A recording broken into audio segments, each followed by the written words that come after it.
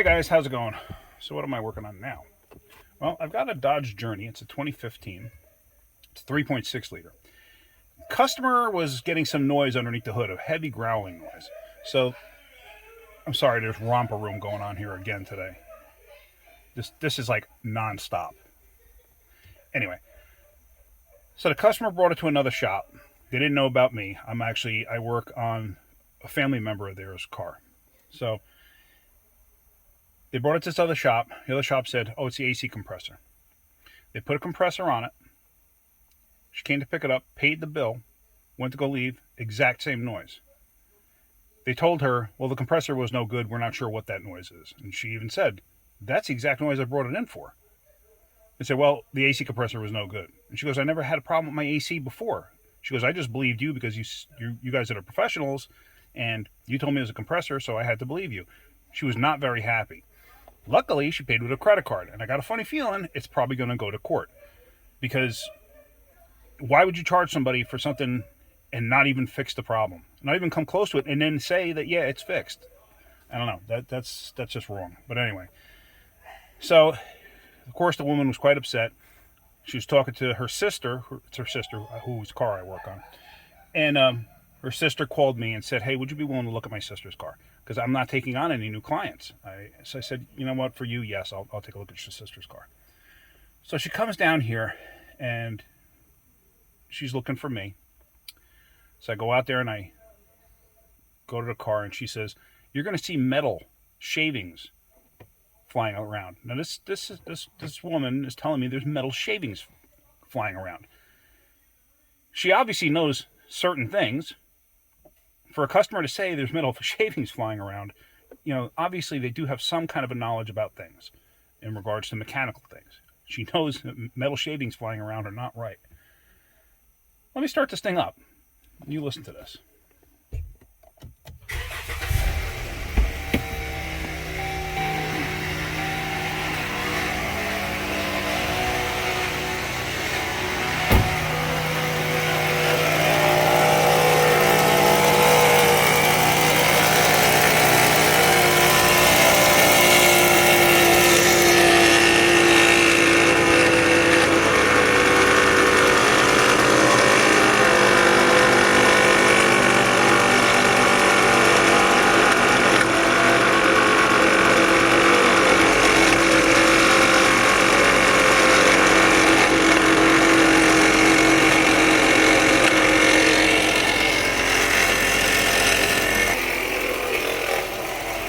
Kind of hard to tell by the video, but with the naked eye you can see it. The alternator's wiped out. It's probably just the clutch, but the pulley is actually grinding into the case of the alternator. So how the other shop put a compressor on it, the compressor is brand new. It's brand new. She literally drove it from there to her house, from her house to here. So how did they not notice that? I have no idea. So now what I got to do is I got to take this thing apart. I'm putting an alternator on it. I've actually never done one of these. And the alternator's right there. The AC compressor, you could see it down below. You see, that's a new compressor. I'm pretty sure I have to take the lower or the upper hose out right here. So let me disconnect the battery. Now, in case I've never told you guys, on Chrysler product, when you have the battery that's hidden, they're nice enough to give you this. You take that 15 millimeter nut off, and you take this post, slide it over there, and just screw the nut on by hand. This isolates the negative off the battery, so you don't have to worry about grounding out anything, because now the battery's completely disconnected. Okay, so Romper Room, the circus finally calmed down. It'll drive you crazy. Anyway, let me just show you.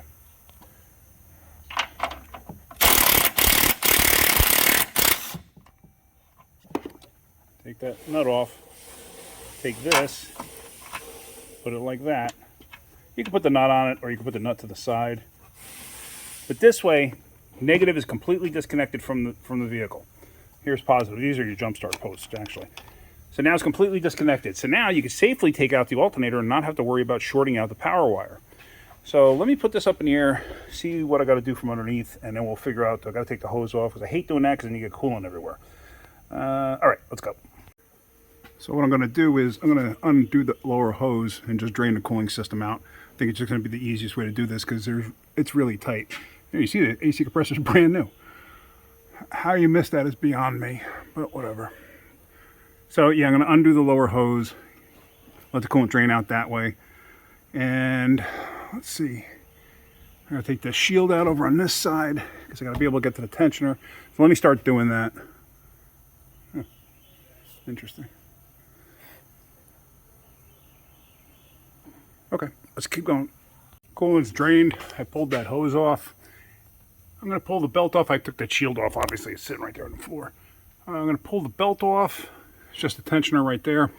Once I get the belt off, I'm going to let it down and then pull that upper hose off and see what's involved in actually getting the alternator out. Pretty simple. 3/8 drive in there and move the tensioner that way and it'll put slack on it. And always remember the orientation of the belt. If you don't, make yourself a little diagram.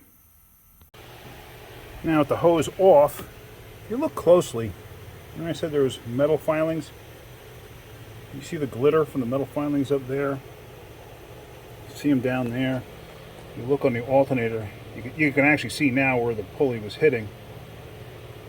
You can see there's metal filings up on the top of that bolt hanging out there. But yeah, there's little metal filings everywhere. So let me see what's actually involved in getting this thing out. I don't know how this plate is mounted. Unless it just sandwiches in there. This plate. Let me take those 213s out and see what's there. So put those nuts off. This piece, it's just like a plastic shield. And you can see all the metal filings on it. But that's just a plastic shield. I'm not quite 100% certain what it's for. So I don't remember seeing that on Grand Cherokees and stuff like that. So I'm sorry if you're getting a little wind noise. I had to turn my fan on over there because it's humid as all get out today. It was 30 degrees in the beginning of the week and now it's 80 and humid. So, all right. That pulley. Wow. Did you hear that? Yeah. Bearings must be shot there. You can actually see the pulley rotate or wobbling. See it? Yeah, okay. All right. Let me get these out. These should be 13s, I believe, also. Maybe 15s. Let me get these out of there. Let's get some kind of a washer or a clip. A broken piece of plastic on it. All right, let me get those out. Once I get this thing unbolted, I'm just going to lay it down so I can get the electrical connectors off the back. So I got these bolts cracked free here. And then there's a third bolt down there you get from the side here. And basically just got to get that out. And then with those three out, this thing should fall over and I should be able to get the electrical connector on the back. Connectors. With the bolts out, you can tip this thing over. Take this cover off. It's just got two squeezy tabs. Squeeze them, pull cover over. There's a 13 there. And you have this clip. Chrysler's locking tabs sometimes can really be a nightmare to get to release. If you break the red tab, don't feel too bad about it. I don't know why everything has to have a locking tab nowadays. I don't remember connectors being such a problem of falling off. But I guess it must have become a major issue. That's why I started doing it. All right, let me get that stuff off. Like I said, it's a 13, and then that locking tab. Once you get the locking tab out of the way, which some of these are just an absolute pain. Sometimes you got to get behind it with a screwdriver and push it up. But like I said, if you bust it apart, don't be too concerned.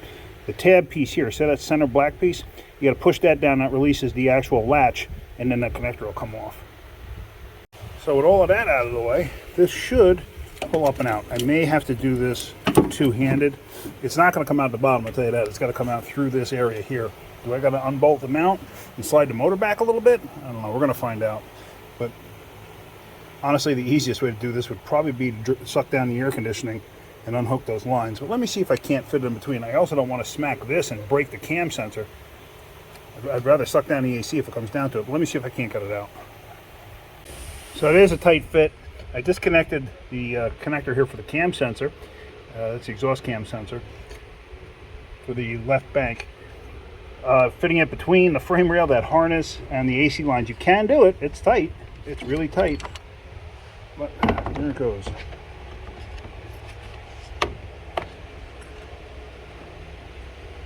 There it is. a major issue with this thing. And there you can see actually where the pulley was rubbing into the case. See that? All right, let's grab the new one. And as I always say, reverse procedure to install. I'm using an old headlight that I had laying around. I want to use it up. As you can see, the band, I actually had to shorten it up. It stretched out over time because I got a big fat noggin. Stretched out over time, so I had to shorten it up a bit. So basically I just looped it and stapled it together so it doesn't fall off. But the light is still perfectly usable. I gotta see if I can get replacement bands. I don't even know if I can, but just dropped the wrench. Yeah, so reverse procedure to install. So here's the new one. Before you install an alternator, verify the pulley size, that it's at least darn close. Verify the thickness here, count the number of ribs. This way you know you have the right one, because there are differences sometimes. Make sure the orientation here, where the wires are supposed to go, make sure that's correct with like the mounting points. And I haven't seen it in a long time, but in the older days when you're dealing with the Chevys, Fords, Chryslers, stuff like that, you could change the clocking. The mounting point was on the front, the back part or the back. One half could be clocked in a different position. Usually it was the front to the back, meaning the mounting points to the back. So it would change the orientation of the connectors here. So you want to make sure that everything is in the correct orientation. If you had to clock it, that's a different story, and that's a story for another video. Basically, you'd have to take it apart and rotate one half of it. But anyway, so let's get this in place. Like I said, reverse procedure to install. Now, one thing I didn't mention, the wire here, it's got 4 notches inside the casing here. Well, actually, this little adapter that stick out. But see how the wire has the tab that fits in? So you can put this one of 4 ways. Just try to remember how it came off. If it has that, this way you put it in the right orientation. Because you put it on wrong, you could have this wire dead up against a block and eventually create a short. You don't want that. Yeah, so, but a lot of times you won't have this, and then if you don't have it, you can kind of manipulate it to where you want it before you tighten it up. So let's get this all together, and once this is tight, I can put the cap back on, put that wire back on, and get the alternator in place. Now when you're installing something like this, like the alternator in a tight spot, see, I have everything loose. Keep it loose. Like if you catch one bolt, don't drag it all the way down. Keep everything loose until you have all the bolts caught. Then bring all the bolts pretty much down to the stopping point. You know, if you can do it by hand, preferable. If not, do it with a ratchet. But like if you get it to the point where all of a sudden it stops moving, back up a hair. Get all the other bolts in like roughly to that position, and then slowly start to tighten it. Because if you don't do that and you have it slightly off, you could snap like the ear off or something like that. You snap an ear off and then try to return it, you get another one, you guess what? You're buying it. So anyway, so that's just my point there. Yeah, let me keep going. Let me just get everything tightened up and go from there. Now, with everything in place, now I'm going to put the belt on before I put the hoses and everything else on. Because in case I got to get my hand down here to like tuck the belt in place, and if I had the hoses on, then I'd be fighting around it. So may as well put the belt on now. So let me get that in place. So with the belt in place, hook up the cam sensor so don't forget that. But everything's in place. I don't have the hoses on yet. So what I'm going to do now is I'm going to hook the battery up, and we're going to start this thing up and make sure everything's good before I put any coolant in it. I don't know if you saw that, the spark. You can hear it maybe. But that's normal because I think I left the key on, if I'm not mistaken. I usually do, because I like to be able to have the wheels turn left and right if I need. Okay. Leave this here. Let's start it up. Let's see what we got. There's a push starts. I got to get in it. Oh, sorry about that.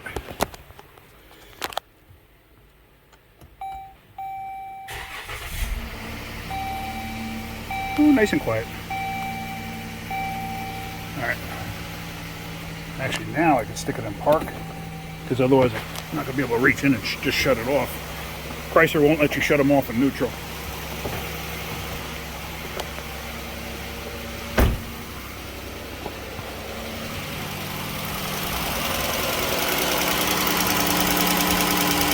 Alright, so everything's good, everything's quiet. Let me shut it down. Alright, so basically with that all being done now, I'm just going to put the hoses on, fill it with coolant. Oh, there's a bleed right here on these. That's a bleed right there. So put everything on, fill it with coolant, have the bleeder open. You see coolant coming out and stop. Then I got to put the underside shield on, and then we're good to go. So she'll be all set. It stinks when somebody else does work on something saying they're going to fix the problem. And they had to have known that they didn't fix the problem. It came straight from their shop to her house to here. I mean, come on. That's not right. That's poor. That's unethical as far as I'm concerned. All right, let me do all of that, and then we'll just button this video up. Coolant topped off, shield's on, belt is in the correct orientation. I've had it running, I burped out anything that was in it, bled it out, put the cover back on. We're ready to go for a road test. I road test everything because I want to know how the vehicle is, because I want to be able to tell a customer, hey, just so you know, you got a wheel bearing going on, you got this going on, you got that going on. That's why I do that. I like for my customers to know what's going on with their car. Some people may not pick up on it. I have a lot of times where wheel bearings are going bad, and the customer gets so used to that noise slowly coming in, they don't pay attention to it. So that's the reason for it. So I just took it on a 20-mile road test. Everything feels fine. Car feels good. Nothing really special going on. It's got a check engine light. I might throw a scanner on it and check that. I don't think it had nothing to do with what I did. The light was already on when it came in. It's also got a traction control light. So probably a wheel speed sensor, who knows. Some vehicles, when they get a check engine light, it'll actually shut off traction control. It'll also shut off traction control, throw on an ABS light, stuff like that. But yeah, why is it so dark? There you go. Yeah, so hopefully you got something out of that.